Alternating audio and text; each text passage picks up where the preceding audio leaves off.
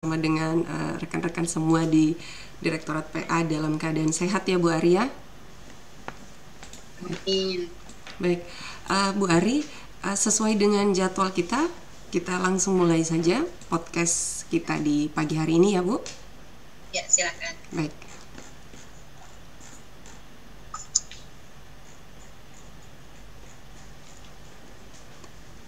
Halo, selamat pagi Semeton DJPB Bali. Apa kabarnya hari ini?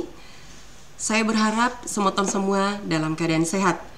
Kembali lagi dengan saya Sali, kembali menjumpai Semeton semua di podcast Kanwil DJPB Bali yang tidak hanya berbicara tapi juga bersolusi.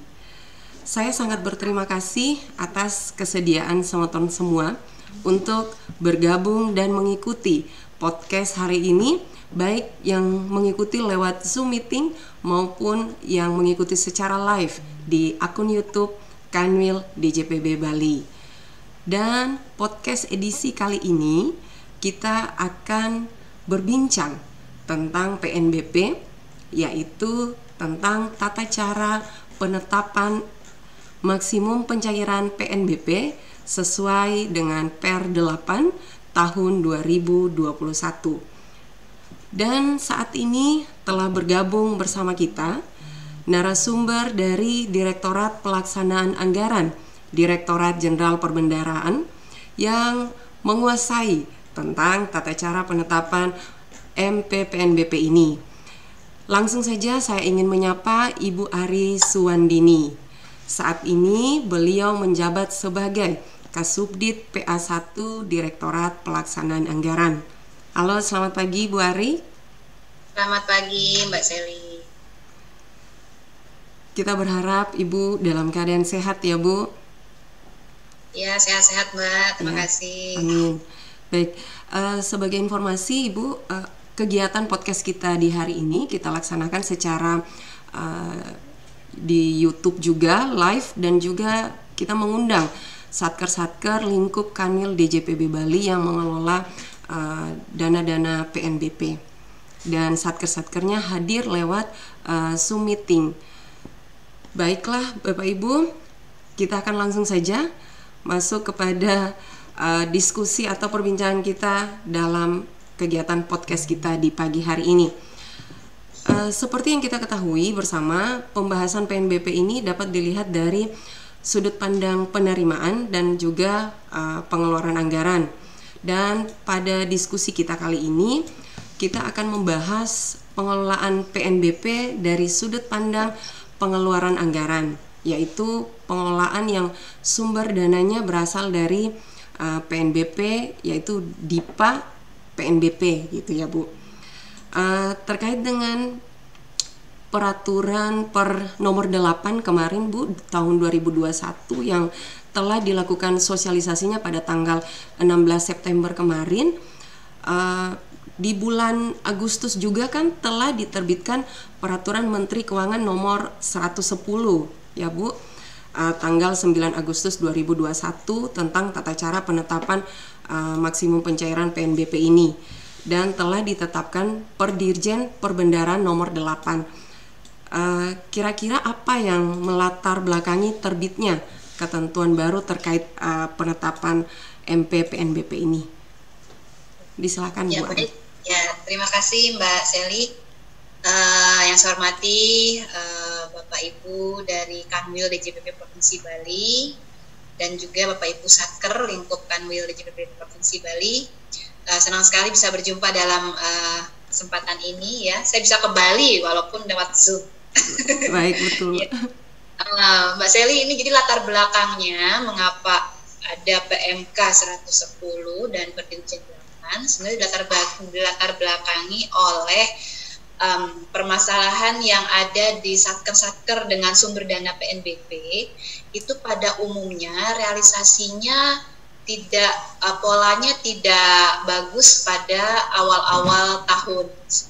Triwulan 1, triwulan 2 itu belanjanya kurang baik, bahkan sering sekali menumpuk di TW3 dan TW4 disebabkan oleh kondisi penerimaannya belum mencukupi sehingga tidak bisa mengajukan belanja dengan sumber dana PNBP. Jadi kan Mbak ada prinsip di dalam PNBP ini bahwa pencairan anggaran yang sumber dananya PNBP itu harus dilakukan dengan mekanisme MP atau maksimum pencairan PNBP. Jadi dia harus mengajukan dulu MP PNBP-nya berapa, yang itu didapatkan setelah mendapatkan penerimaan. Jadi intinya setor dulu uangnya, baru boleh belanja gitu. Berbeda dengan BLU ya, kalau BLU itu kan langsung boleh menggunakan dari penerimaannya. Satker PNBP dia harus setor dulu, kemudian hasil setornya itu dikalikan dengan izin penggunaannya, kemudian diajukan ke KPPN sehingga ketemu angkanya, baru dia boleh ngajukan SPM, begitu kan Mbak, itu prinsip dasarnya. Jadi karena di awal-awal tahun itu misalnya Januari itu belum ada penerimaan gitu, padahal operasional harus berjalan, gitu kan. Nah ini yang menyebabkan Satker kesulitan, dan kadang-kadang ya mungkin prakteknya ada yang ngutang dulu gitu ya, ada yang beli bayarnya nanti kayak gitu ya, itu yang nggak baik ya. Sehingga akhirnya kita membuat sebuah terobosan pengelolaan tata kelola mengenai MPPNBP ini, bahwa bisa diajukan maksimum pencairan PNBP-nya sebelum setorannya itu diterima. Nah, ya jadi tapi tentunya juga ada persyaratan tertentu, nanti bisa kita bicarakan. Ada syarat-syaratnya nih untuk bisa mengajukan MPPNBP dengan sistem yang kalau kata kita tuh kayak ijon gitu. Ya, demikian Mbak Sally. Baik, terima kasih Bu Ari.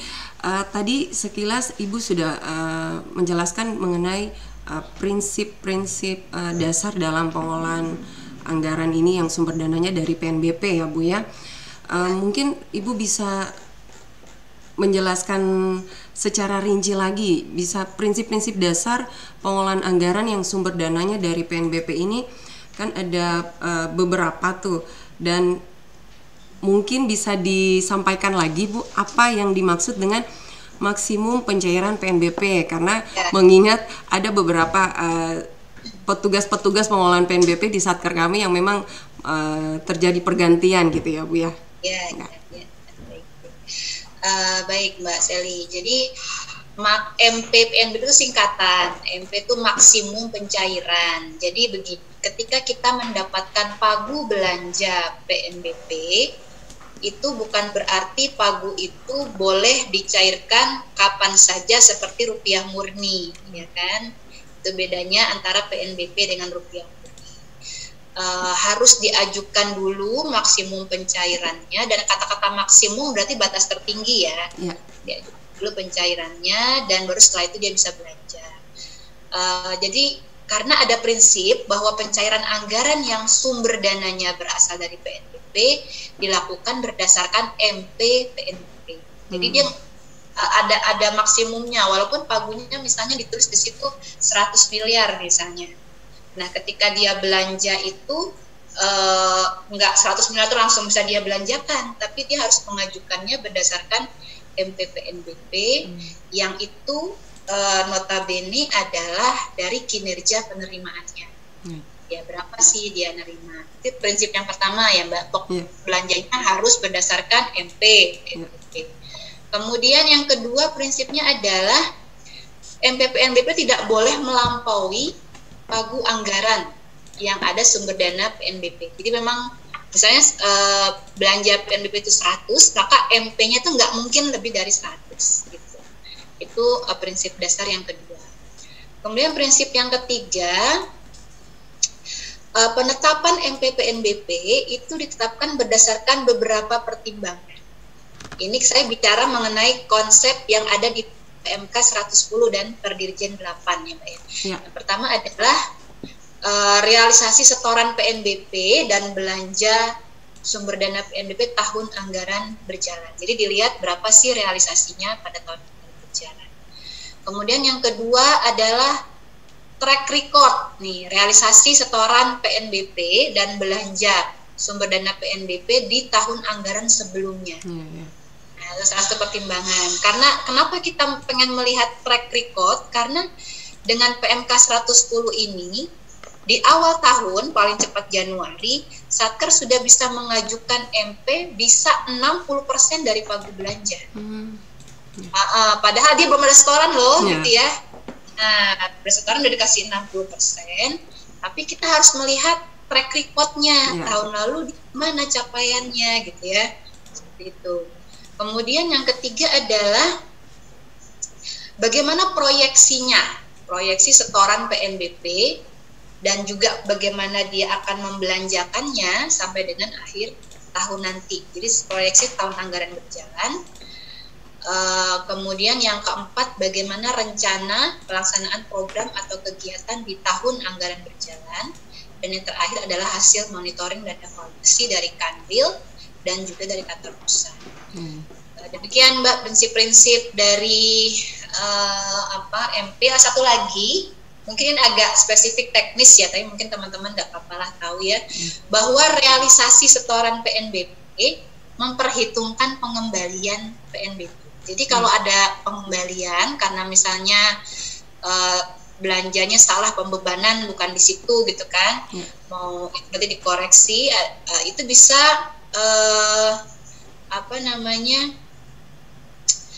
diperhitungkan begitu. Realisasi setoran PNBP memperhitungkan pengembalian PNBP. Jadi bisa balik lagi tuh pagu PNBP-nya gitu ya. Memang dia ada kesalahan gitu ya, ada pengembalian dari ya, demikian Mbak ya. Berarti dari prinsip-prinsip tadi Bu Ari mungkin sudah yang paling penting itu bahwa track record penggunaannya itu ya Bu ya, kurang lebih ya. Track record dan MPPNBP itu tidak boleh melampaui pagu anggaran dari sumber dana PNBP di DIPA-nya ya Bu Ari ya. Betul. Baik. Nah, kalau dilihat Bu Ari, kondisi pada saat ini di masa pandemi dan penurunan aktivitas ekonomi ini, bagaimana dampaknya terhadap kondisi penerimaan PNBP yang merupakan sumber dari belanja sumber dana PNBP pada Satker pengelola sendiri gitu Bu? Ya baik Mbak. Memang dengan kondisi pandemi ini ada beberapa penerimaan yang terdampak gitu ya. Misalnya ya kayak penerimaan keimigrasian, karena orang tidak wisata ke Bali nih, udah lama nggak wisata ke Bali, jadi nggak bikin paspor gitu ya. Kemudian juga tidak mengeluarkan visa segala macam, itu juga menjadi berdampak pada penurunan penerimaan ya.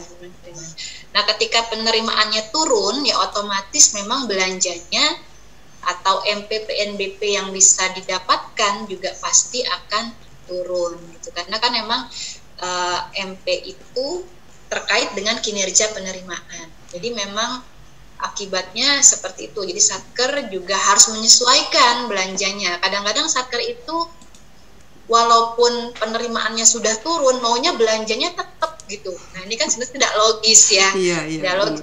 Kayak di rumah tangga lah, kalau kita penerimaan lagi turun, masa mau tetap makan di restoran setiap hari, kan nggak mungkin ya, harus berhemat. Ini yang mungkin perlu difikirkan dan disadari oleh teman-teman Satker, bahwa PNBP itu belanjanya tergantung pada kinerja penerimaannya. Demikian Mbak. Baik, betul ya, harus disesuaikan penerimaan dan pengeluarannya gitu ya Bu Ari ya. Baik.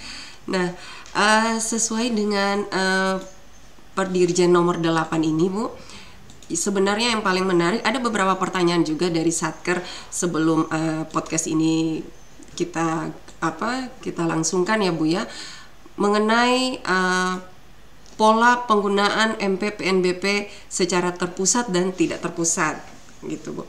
Dan sebenarnya bagaimana garis besar penentuan pola tersebut Bu Ari? Mohon penjelasannya Bu. Ya baik. Jadi di era sebelum PMK 110 yang terpusat dan tidak terpusat itu tidak ada pengajuan permohonan bahwa dia mau terpusat, dia mau tidak terpusat. Itu jadi kita kayak ya terima warisan aja nih, di masa-masa lalu dia pakainya pola apa gitu ya. Namun di PMK 110 sudah diatur bahwa Satker itu harus mengajukan pola penggunaannya, dia menggunakan apa gitu, mau terpusat atau tidak terpusat. Nanti akan ditetapkan oleh Dirjen Perbendaharaan. Namun untuk yang sudah berjalan ya tetap menggunakan yang sekarang nggak apa-apa gitu ya. Tapi kalau dia mau berubah atau ada satker yang baru menjadi satker PNBP, dia harus mengajukan polanya seperti apa, terpusat atau tidak terpusat. Nah, bedanya terpusat dan tidak terpusat itu sebenarnya hanya dalam permasalahan pengalokasian belanjanya. Jadi kalau yang terpusat misalnya Kementerian Perhubungan ya, Ditjen Perhubungan Udara, dia punya penerimaan PNBP terkait jasa layanan udara, itu kan semua instansi vertikalnya menyetor ya, maksudnya dia punya penerimaan, kemudian lewat MPR itu masuk semua dengan kode satkernya eselon 1. Jadi kalau PNBP dia kode satkernya eselon 1. Eselon 1-nya dia menginduk ke eselon 1 apa? Misalnya Ditjen Perhubungan Udara. Gitu ya. Kemudian dari uang yang sudah dikumpulkan tadi diajukan MPPNBP-nya secara terpusat ke kantor pusat DJPP, dalam hal ini Direktorat VA, dan kemudian nanti baru dialokasikan ke ratusan satker vertikal yang ada di bawahnya. Misalnya hasil penerimaannya mendapat 100 miliar ya, izin penggunaannya misalnya 80%, jadi dia bisa mendapatkan 80 miliar. Nah, 80 miliar itu akan dibagi ke, misalnya ada 100 satker, ya ada proporsinya, dan biasanya eselon 1 sudah punya perhitungan. Ini dapat berapa, kan sesuai dengan belanja yang memang dibutuhkan. Nah, seperti itu yang terpusat, Mbak. Nah, yang terpusat berarti prinsipnya pokoknya dibagi-bagi duitnya gitu. Penerimaannya dianggap sebagai penerimaan eselon 1, kemudian uangnya dibagi ke seluruh satker vertikal. Sementara yang tidak terpusat itu menggunakan kode satker-satkernya ketika dia menyetor. Dan itu hanya digunakan oleh satker tersebut. Ya, misalnya kan yang sering itu kayak universitas-universitas yang masih satker PNBP, itu kan memang hanya satker dia saja yang menggunakan ya. Itu yang termasuk yang tidak terpusat. Demikian Mbak, itu contoh-contohnya. Jadi sebenarnya sih kalau yang di Kanwil ya, satker-satker Kanwil ini mungkin ada dua jenis ini. Ada yang dia terpusat, dia menerima dari kantor pusat kan alokasinya. Ya, itu pengajuannya oleh eselon 1-nya ke kami di PA. Ya, tapi juga yang dia menghasilkan sendiri dan pengajuannya nanti di Kanwil. Sesuai dengan PMK 110. Baik. Terima kasih banyak Bu Ari penjelasannya. Kemudian kalau berbicara mengenai MPPNBP yang secara terpusat dan tidak terpusat ini, berarti Satker mengkonfirmasi mekanisme proses penetapan MPPNBP ini dilakukan dengan modul aplikasi. Ya. Betul. Nah, berarti seperti yang tadi sudah Ibu Ari jelaskan ya Bu ya, berarti bisa langsung dikonfirmasi dengan seperti dengan modul aplikasi yang sudah dijelaskan pada waktu kita mengikuti kegiatan di tanggal 16 September kemarin ya Bu ya. Kemudian penetapan MPPNBP ini kan ada beberapa tahap tuh Bu, menurut ketentuan Perdirjen nomor 8. Nah, apakah tahapan tersebut simultan atau alternatif Bu? Artinya apakah suatu satker ini harus melalui semua tahap itu dari tahap 1 sampai 3 atau hanya menetapkan pada salah satu periode tahap saja Bu? Jadi begini Mbak, pembagian tahap itu kan sebenarnya kita sesuaikan dengan kebutuhan belanja dari satker sebenarnya. Makanya tahap itu kita dapat memberikan maksimal 60% dari Paguyubipa paling cepat di bulan Januari. Nah, misalnya kalau satkernya mau ngajukan bulan Februari, ya monggo aja, tergantung satkernya, silahkan gitu ya. Misalnya dia mau mengajukan bulan Februari untuk mendapatkan maksimum 60%. Kemudian tahap kedua itu kan diajukan paling cepat bulan Juli. Kenapa kita buat bulan Juli? Karena kita perkirakan ya 60% itu sudah cukup sampai dengan Juni. Untuk memenuhi kebutuhan, karena kalau kita bagi rata-rata ya dari satu tahun itu 60%-nya di satu semester ya kita anggap itu cukup gitu. Nah, kemudian dia bisa mengajukan lagi tahap keduanya di bulan Juli dan bisa dapat maksimal 80%. Tapi ada syaratnya ya, syaratnya realisasi penerimaannya minimal sebesar 40%. Gitu. Jadi memang kalau satkernya belum memenuhi 40%, ya dia nggak bisa mengajukan tahap 2. Gitu. Jadi emang karena MPPNBP ini kan berangkat dari kinerja penerimaannya. Gitu ya. Jadi emang dia mau mengajukan tahap 1, 2 ya tergantung prestasi penerimaannya. Gitu. Kemudian tahap 3 bisa dapat 100%, ya itu paling cepat bulan Oktober, dengan realisasi penerimaan minimal 60%. Jadi kalau udah 60% penerimaannya, boleh dia ngajukan untuk dapat 100%, tapi paling cepat bulan Oktober. Demikian Mbak, ini sebenarnya kembali lagi ke kondisi ya, kebutuhan belanja dan juga prestasi kinerja penerimaan. Baik. Dari tadi penjelasan Bu Ari untuk tahap 1, tahap 2, jadi satker bisa saja untuk merealisasi sebesar di tahap 2-nya itu 80%, tapi harus ada pengembalian 40%. Nah ini wajah-wajah satker-satker nih pada langsung, wah kayaknya ingin aja bertanya ya, tapi nanti setelah sesi podcast ini kita akan adakan sesi tanya jawab ya Bu Ari, mohon izin. Nah jadi nanti para satuan kerja mohon bersabar dulu ya. Saya masih punya satu pertanyaan lagi untuk Bu Ari nih, Bu Ari. Apabila target penerimaan itu tidak tercapai, Bu, bagaimana pengaruhnya terhadap realisasi belanja? Target penerimaan, target tidak tercapainya itu di kapan ya? Di akhir tahun kan? Iya, di akhir. Ya, di akhir tahun. Ya. Misalnya begini, target penerimaannya tidak tercapai, sebenarnya kalau di dalam perhitungan tahapan ya, itu nanti akan mempengaruhi berapa sih belanja yang akan diberikan. Ya kan tadi sudah dibilang kan, kalau tahap kedua, tahap 1 kan kita nggak lihat penerimaan, pokoknya masih 0 juga kasih 60% gitu ya. Kemudian tahap keduanya, kalau dia sudah 40% kita kasih belanja sampai 80%. Ya. Kalau dia tidak bisa memenuhi 40%, otomatis dia nggak bisa belanja tuh. Maksudnya bukan nggak bisa belanja, nggak bisa dapat yang 80%, berarti jatah dia ya 60% itu aja sampai dia bisa memenuhi penerimaan 40%. Jadi memang kalau target penerimaan tidak tercapai akan berpengaruh pada besaran NP yang akan diberikan.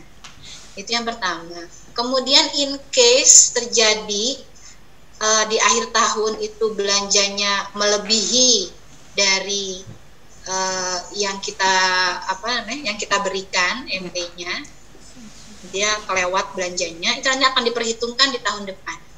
Nah, nanti akan terlihat di aplikasi nanti. Jadi akan kita perhitungkan di tahun depan, akan mengurangi MP PNBP di tahap 1-nya.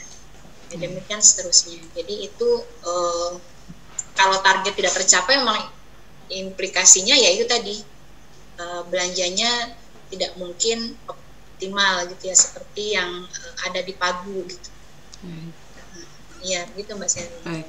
Terima kasih banyak Bu Ari. Sayang sekali sih sebenarnya sesi kita ini sebenarnya masih banyak yang perlu diperbincangkan Bu Ari. List pertanyaan nih dari beberapa satker masih banyak Bu. Tapi kita mengingat waktu, mungkin di sesi podcast ini saya persilakan aja mungkin Bu Ari dua satker yang mungkin ingin bertanya. Bisa langsung ya Bu Ari ya bertanya di sesi Silakan. podcast ini. Disilakan kalau memang ada Bapak Ibu para satuan kerja yang mau langsung bertanya kepada narasumber Ibu Ari, saya persilakan. Bisa langsung dinyalakan mic-nya dan bisa langsung disebutkan nama satkernya. Dari diskusi kami tadi mungkin ada yang langsung mau menanggapi. Ayo Bu, Bapak Ibu, mumpung ada narasumber dari Direktorat PA-nya nih. Disilakan Bapak Ibu. Baik, dari RRI Denpasar, Ya, izin. baik, silakan Bapak. Ya. Baik, terima kasih Mbak Sally. Ibu Ari, pendapatan tentang PNBP tadi disampaikan kalau memang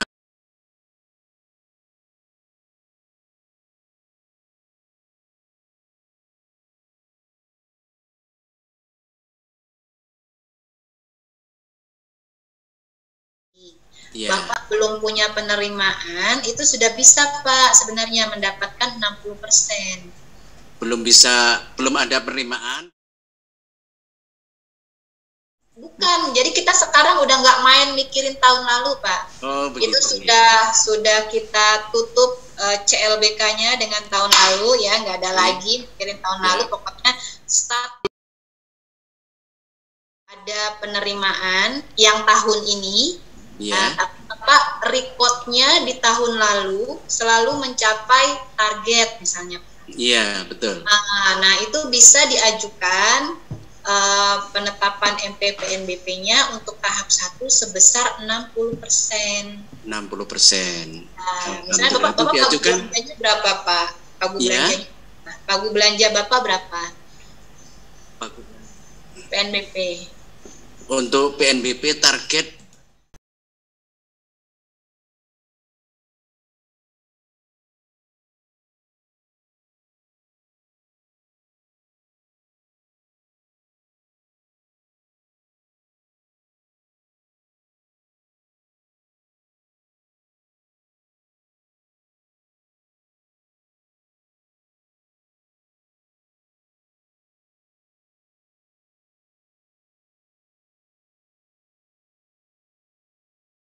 juta. 600 juta. Tapi sampai saat ini kita sudah mendapatkan 1 M lebih. Ya, 1 M lebih. Ya, Pak. Mohon petunjuk arahan Ibu. Terima kasih. Bapak terakhir mengajukan MP kapan Pak? Terakhir mengajukan. Jadi nanti kita hitung dari record terakhirnya Bapak kapan ya sudah mengajukan. Kemarin dapat MP-nya berapa Pak sampai dengan terakhir? Sudah berapa? Kalau pagu belanjanya berapa Pak? Ini kok jadi main hitung-hitungan ya? Nggak apa-apa lah ya. Intinya gini Pak, intinya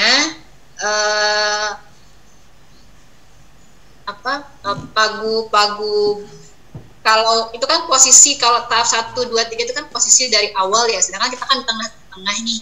Kita kan di tengah-tengah. Nah, dari MP PNBP yang sudah Bapak terima sampai dengan sekarang, kalau dibandingkan dengan pagu itu berapa persen, Pak? Apakah sudah 80% atau baru 60%? Nah, kalau misalnya berapa? Ibu, kami di LPU, jadi nggak begitu paham pagunya kayak apa. Kami di bidang layanan pengembangan usaha. Iya. Di keuangannya hanya 1. Pokoknya kalau Bapak kemarin baru dapat 60% dari pagu belanja itu yang di DIPA ya Pak, yang Bapak boleh belanjanya itu berapa? Misalnya Bapak dari target 600 juta tuh dikasih boleh belanjanya itu misalnya 500 ya Pak. Kan jarang nih 100%-nya. Gitu ya. Biasanya misalnya 500 juta Bapak pagu belanjanya. Jadi kalau target dengan pagu beda Pak. Kalau target penerimaan tuh yang di halaman 3 DIPA Bapak tuh target penerimaan berapa ya. Kalau pagu belanja yang di bagian depannya Pak ya, bagian depannya sumber dana PNBP. Nah, kalau pada bulan kemarin atau bulan ini sudah 60% Bapak dari pagu belanja. Kemudian Bapak sudah bisa menghasilkan 40%, malah udah 100 lebih dari 100% ya Pak ya. Berarti Bapak bisa mengajukan tahap kedua yang bisa mendapatkan 80% dari pagu belanja. Pagu belanjanya berapa? Misalnya tadi saya bilang 500, berarti 80% kali 500 gitu Pak. Ya lebih detailnya mungkin nanti bisa tanya teman-teman di Kanwil Bali ya. Intinya sih Satker tidak akan dirugikan gitu ya, pasti akan malah mendapatkan banyak manfaat karena akan dipercepat Pak ininya Pak, pemberian izin atau bukan izin ya, maksimum pencairan PNBP-nya akan diberikan lebih cepat, tapi tergantung dari kinerja penerimaan Bapak Ibu. Ini kalau udah 1 miliar, wah ini udah luar biasa, berarti kan sudah melampaui target sampai akhir tahun ya. Padahal kita mintanya hanya 40% loh, baru boleh ngajukan 80% dari pagu. Gitu Pak. Iya. Oke, terima kasih Bu Ari. Nanti ada Bu Seli, mungkin kami akan sering tanya Bu Seli. Baik. Terima kasih. Karena kami di bidang LPU, istilahnya mencari uang langsung store ke negara. Oh iya, ya Bapak hanya store aja urusannya Pak ya. Maksudnya dengan bagian keuangan ini Pak hadirnya. Siap. Bagian keuangan yang ngajukan ke KPPN dulu kan lewat KPPN ya Pak. MPPNBP itu dulu lewat KPPN. Sekarang ke Kanwil Pak izinnya. MPPNBP-nya ke Kanwil. Jadi KPPN hanya ngajukan SPM-nya aja. Siap. Terima kasih Bu Ari. Ya, sama-sama. Arahannya Bu Seli silakan. Terima kasih banyak Bapak. Nanti untuk selanjutnya bisa langsung berkunjung ke Kanwil ya Pak. Baik Bu Ari, terkait tadi Bu Ari menyinggung mengenai SPM itu kan saat ini kan kita sedang dalam pelatihan atau IUT untuk Sakti kan Bu, di tahun 2022 nanti seluruh Satker itu akan menggunakan Sakti, dan apakah MPPNBP ini masih menggunakan ISPM lagi Bu atau? Ya tentunya ini kita akan mengikuti ke Sakti Mbak. Jadi saat ini kami sedang dalam proses berdiskusi dengan teman-teman di SITP untuk migrasi ke Sakti. Jadi nanti sistem modul MPPNBP ini akan terkoneksi. Kami menyebutnya interkoneksi dengan Sakti. Nanti akan terkoneksi dengan Sakti karena Sakti kan backbone ya, core system. Kita ini sistem pendukung, tapi nanti harus terhubung. Jadi nanti Bapak Ibu tidak lagi melalui SPM, tapi pasti nanti melalui Sakti. Cuma bagaimana pengajuan dalam modul PNBP ini kemungkinan sama, cuma nanti nempelnya di Sakti gitu, nggak nempel di SPM lagi. Ya demikian Mbak. Jadi pasti kita akan sama. Jadi mulai bulan Oktober ini kita akan intens pembahasan untuk persiapan migrasi ke Sakti. Oh iya. Berarti bulan Oktober ya Bu ya sudah mulai proses migrasi ya. Baik, kita berharap semoga semuanya lancar ya Bu ya. Baiklah Bapak Ibu, apakah masih ada lagi pertanyaan yang mungkin ingin disampaikan langsung kepada narasumber kita?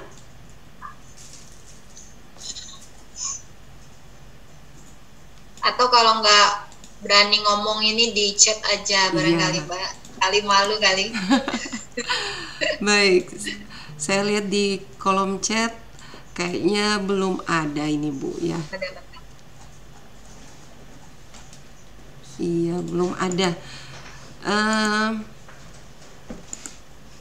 Baik Bapak Ibu, karena memang tidak ada lagi Bapak Ibu yang ingin bertanya, atau mungkin setelah diskusi kita di sesi podcast ini mungkin kita bisa lanjutkan di luar sesi podcast.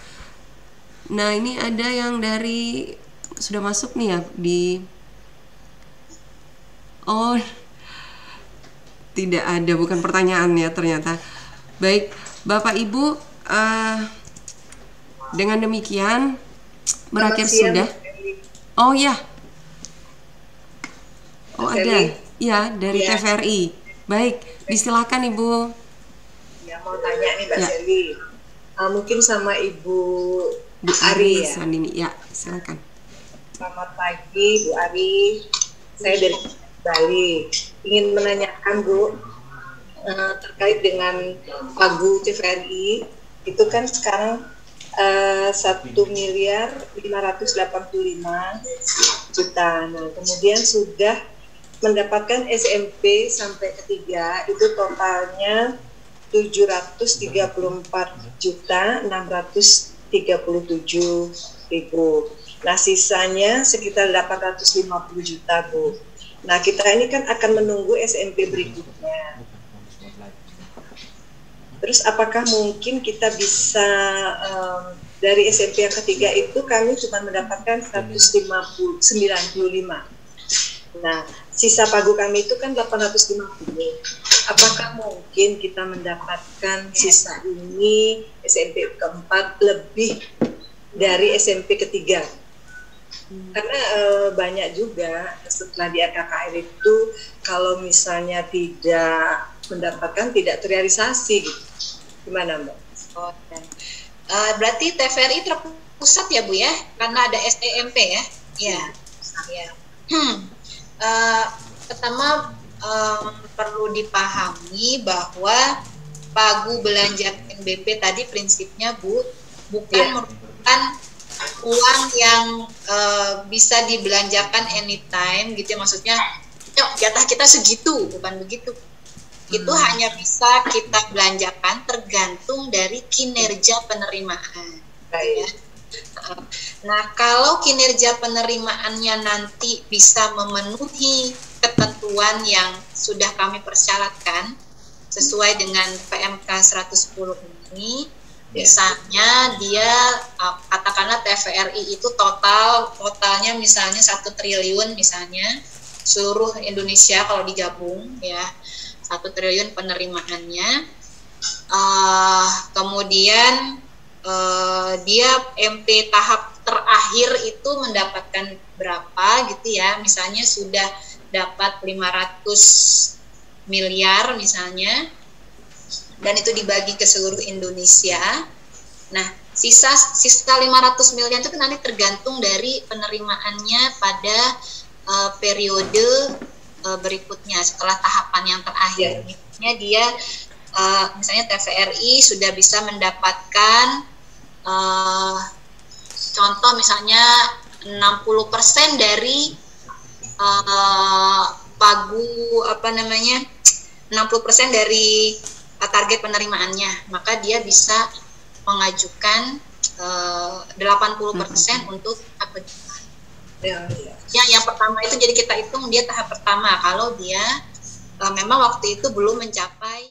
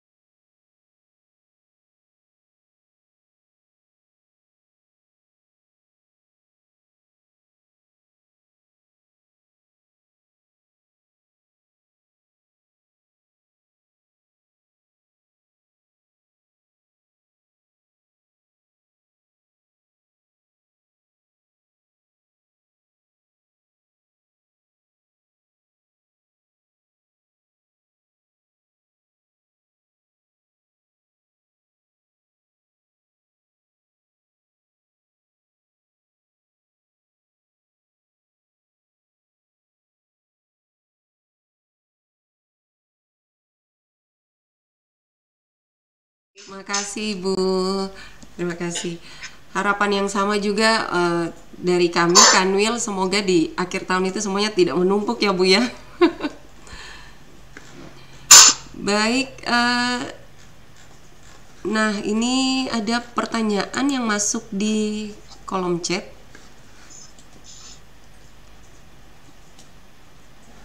Nah, izin Bu Ari, bisa langsung saya bacakan pertanyaan yang masuk di kolom chat, Bu?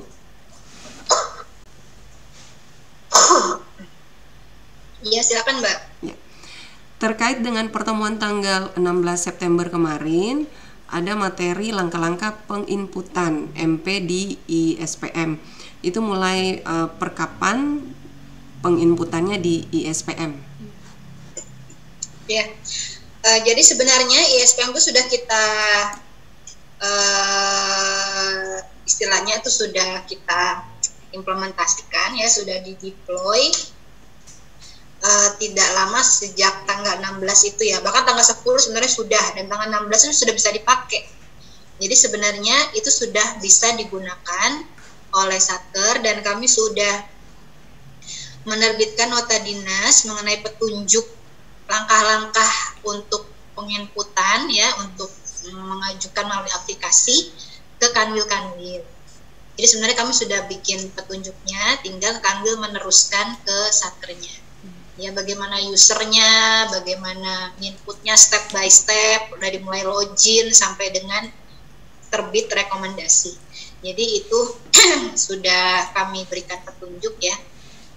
Saya nggak tahu apakah sudah diteruskan ya surat kami ke Kanwil, ke Satker ya, untuk bisa melaksanakan dari sosialisasi yang kemarin. Ya, jadi sudah berlaku sebenarnya, sudah bisa. Jadi nggak, perkapannya itu ya per tanggal 16 September sebenarnya.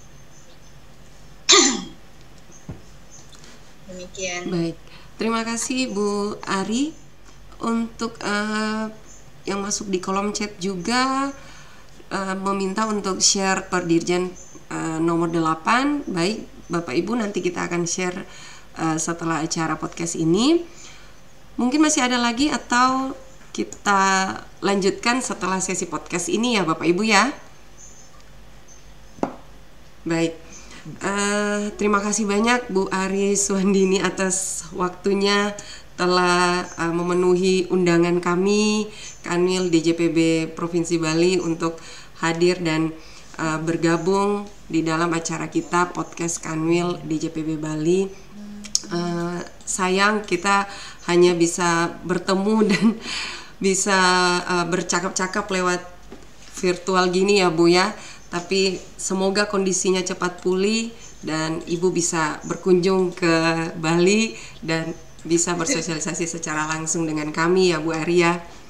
Ya, insyaallah. Amin. Terima kasih Bapak Ibu telah bergabung bersama kami di dalam acara podcast Kanwil DJPB Provinsi Bali.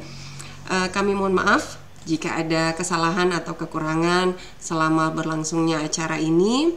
Untuk sesi diskusi kita akan lanjut setelah podcast ini.